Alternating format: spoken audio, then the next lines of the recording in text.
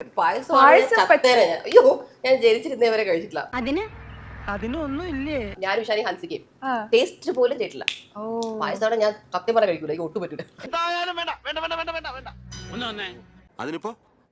അതിനിപ്പോ എന്താണോ ഇനി ആരും സൂത്രം കാണിച്ചാ പായസം കഴിക്കും.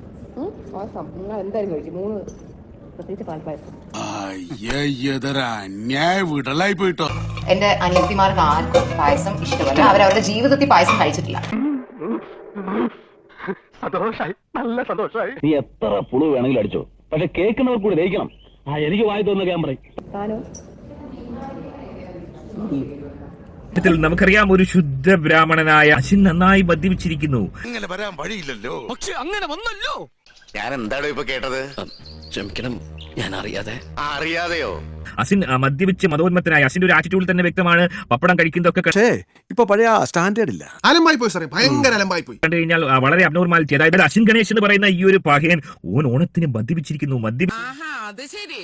അപ്പൊ മൂക്കറ്റം കുടിച്ചേച്ചും വന്നുള്ള കസർത്തായിരുന്നല്ലയോ? മതോന്മത്തനായി ഓന്റെ കൈകൾ വിറയ്ക്കുന്നു, നാവ് കുഴയുന്ന ഒരു അവസ്ഥ. അതായത് എന്താ തന്റെ നാക്ക് കുഴഞ്ഞിരിക്കുന്നേ? ഈ ഒരു ഓണത്തിനെങ്കിലും ഓന്റെ വാപ്പയും ഉമ്മയും കാണാൻ കഴിയാത്തൊരവസ്ഥ. സ്വല്പം അടിച്ചതിൽ ഓനെ ഒരിക്കലും ഞാൻ ഓനെ കുറ്റം പറയത്തില്ല. പാവം പയ്യെന്ന് ഭയങ്കര പാവം.